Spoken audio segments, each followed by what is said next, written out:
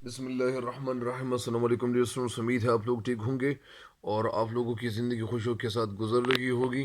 तो बढ़ते हैं मज़ीद अशार की तशरीह की तरफ। लेकिन मेरे चैनल पे नए हर आने वाले उनको चाहिए कि इस चैनल को सब्सक्राइब भी करें और घंटी का बटन भी दबाएं ताकि आपको हर वक्त मेरी वीडियो वक्त पे पहुंचती रहे, यानी बर वक्त पहुंचती रहे। तो बढ़ते हैं मज़ीद अशार की तशरीह की तरफ। लेकिन एक दो शेर की तशरीह रह गई थी जिसकी तरफ बढ़ते हैं। ये आज का जो पहला शेर है कि कोई वीरानी सी वीरानी है, दश्त को देख के घर याद आया। वीरानी मतलब वो जगह जो वीरान हो, जो ख़राब हो और जो सहरा हो। दश्त का मतलब है सहरा। देख के घर याद आया, यानी शायर इस शेर का मफहूम कुछ इस तरह से बताते हैं, कुछ इस तरह बताते हैं, कहते हैं कि मैं सहरा में यानी निकला हुआ था जब मैं, यानी कोई वीरानी सी वीरानी है, दश को देख के घर याद आया।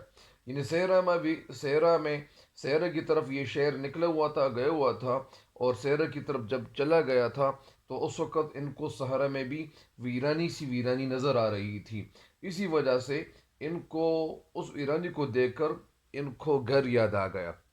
ये इसका मफहूम है। अब इस शेर की तशरीह की तरफ चल पड़ते हैं। इस शेर में शेर कहना हमें ये चाहते हैं, हमें बताना ये चाहते हैं कि इस शेर की असल में दो मफहूम हो सकते हैं। एक मफहूम इसका तो ये है कि दश्त, ये जो सारा मैदान होता है, ये इस कदर वीरान होता है, यानी वहाँ इतनी वीरानी होती है कि उस वीरानी को देखकर क्या याद आता है। तो इसी वजह से शेर कहते हैं कि इस कदर सुनसान और गैर आबाद है ये जगह जो बाहर यानी ये गए हुए थे, जिसे देखकर मेरा हाल यानी ख़राब हो गया और मैं सख्त खौफ और घबराहट महसूस कर रहा था। मुझे घर की याद आ रही थी कि काश मैं घर में होता। और इस सहरा को देखकर यानी इनको घर याद आने लगा था। तो इसी वजह से कहना ये चाहते हैं, बताना ये चाहते हैं कि सारा के इस खौफनाक और सुनसान मंजर से इनको निजात मिलनी चाहिए थी। इसी वजह से इन्होंने घर की सैर की बजाय यानी घर को तरजीह दी। इसका दूसरा मफहूम इस तरह हो सकता है कि शायर सहरा की तरफ चला गया था, वहाँ गए हुए थे, हर तरफ इनको वीरानी और गैर आबादी और वहाँ का जो खौफ था, एक छुटियल जो जंगल का मैदान था, तो उनको वो जगह जो नज़र आ रही थी वो जगह वीरान भी थी, सुनसान जगह थी। तो इसी वजह से यानी सुनसान वीरान जगह को देखकर ये हैरान हो जाता है।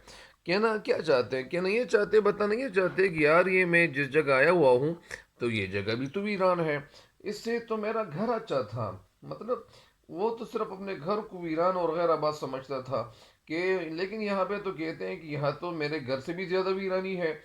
यहाँ तो सहरा में भी इस घर के नक्श का सा नक्शा मुझे मौजूद है। यहाँ वीरानी तो घर से ज़्यादा है। गोया दश की वीरानी को देखकर उसे अपनी घर की वीरानी याद आती है। तो यही इस शेर का मफहूम है, यही ये बताते हैं। और इस शेर को आप बढ़ा चढ़ा कर पेश कर सकते हो। मतलब इन शेर का एक मफहूम यह हो सकता है कि शायर अपने घर की वीरानी से घबरा कर इन्हें दिल बहलाने के लिए बाहर जंगल की तरफ निकल गया था, लेकिन वो भी उसके घर की तरह यानी सूना था, वीरान था। हकीकत इसका यह है कि घर नहीं, उसके दिल की बस्ती असल में उजड़ी हुई थी। इनका दिल जो था वो उजड़ा हुआ था। इनके दिल में जिसके लिए मोहब्बत थी वो उस महबूब ने इसको छोड़ दिया था। इसीलिए यानी हर जगह इसको वीरानी ही वीरानी नज़र आती थी। यानी जिस तरह एक शेर है कि जाए वहशत में सोए सहाराए क्यों, कम नहीं अपने घर की वीरानी। या इसी तरह इस शेर के हवाले से नासिर काज़मी क्या कहते हैं, यानी नासिर काज़मी भी इस शेर के हवाले से मतलब रकम तराज हैं, वो भी कहते हैं कि वो यानी उदासी मेरे घर की दीवारों पे सो रही है। मतलब यानी वो क्यों हो गए थे, वो नौमीद क्यों हो गए थे, यानी वो एक जगह यही कहते हैं, यानी हमें हमें यही बताते हैं कि जो वीरानी थी। या इसी तरह तो इस शेर की तशरीह मुकम्मल हो गई है। अब अगले शेर की तशरीह की तरफ हमें बढ़ना चाहिए ताकि अगले शेर की तशरीह भी मुकम्मल हो। तो अगला शेर क्या है, अगला शेर अगला शेर यह है कि मैंने मजनू पे लड़कपन में असद, मैंने मजनू पे लड़कपन में असद संग उठाया था कि सर याद आया। मजनू कौन सा वक्त होता है, पागलपन को कहते हैं। लड़कपन यानी ये जो, जब लड़का था, संग उठाया तो संग का मतलब है पत्थर, सर याद आया। यानी शायद इस शेर का मफहूम ये बताते हैं कि मैं जब छोटा था, जब मैं बचपन में था, यानी मैंने बचपन में मजनून को मारने के लिए मैंने पत्थर उठाया था। लेकिन जब मैंने पत्थर उठाया तो उस वक्त मुझे अपना सब याद आया कि अगर मैं ये पत्थर मजनू के सर पे, पागल के सर पे अगर मैं दे मारूंगा, तो ज़ाहिरी बात है कि शायद मैं इसी लड़कपन में या इसी तरह मैं लड़का हूँगा, शायद मैं अब दीवाना हो जाऊँगा, और ऐसा ना हो कि लोग मुझे पत्थर मारने शुरू करें। तो इसी वजह से इन्होंने उसी हालत को अपने जहन में लाने की कोशिश की, और ये उसी हालत को देखकर फिर ये बाज आया कि यार मजनू को पत्थर नहीं मारना चाहिए। बहरहाल इसका मफहूम ये है कि ए असद, मैंने बचपन में मजनू को पत्थर मारने के लिए पत्थर उठाया था, और फिर मुझे अपना सर याद आ गया। इसी वजह से इसका मफहूम यही है। इस शेर की तशरीह में शेर कहना हमें क्या क्या चाहते हैं, इसका इस शेर में शेर हमें बताना ये चाहते हैं कि गालिब इस शेर में कहना ये चाहते हैं कि जिस तरह आम एक दस्तूर होता है ज़िंदगी गुजारने का, और जिस तरह लोग यानी ज़िंदगी गुजार रहे होते हैं, तो शायर कहते हैं कि अपने आप से मुखातिब होकर कहते हैं, अपने आप से मुखातिब होकर कहते हैं। और क्या कहते हैं, ये कहते हैं कि बचपन और लड़कपन के ज़माने में मैं नौजवान पागल को देखकर मैंने उसको मारने के लिए पत्थर उठाया, और मैं मारना चाह रहा था कि मैं उसके सर पे दे मारूं। लेकिन उस वक्त ऐसा हुआ कि मुझे भी अपना सर याद आया। इन शेर कहते हैं कि मैंने ये ख्याल किया कि जवानी के दिन में तो हर इंसान वो आशिक होता है, और इश्क इस कदर, इस इश्क में इस तरह वो गर्क हो जाता है, मुस्तगरक हो जाता है, महू हो जाता है, खो जाता है, कि दीवानगी की हालत उन पे तारी हो जाती है, और फिर उसको लोग पत्थर मारने लगते हैं। मैंने ये सोचा कि ये शायद मैं भी जवानी में दीवाना हो जाऊं, और लड़के मुझे भी इस तरह पत्थर मारने शुरू करें। तो इसी वजह से मुझे इस फेल से, इस काम से मुझे बाज आना चाहिए। ज़ाहिरी बात है कि जैसा करोगे वैसा भरोगे। तो इसी वजह से हर इंसान को ये ख्याल रखना चाहिए, इस बात पे सोचना चाहिए कि यार मुझे क्यों किसी पे पत्थर मारना चाहिए, मतलब यानी इस ख्याल से हर किसी को बाज आना चाहिए।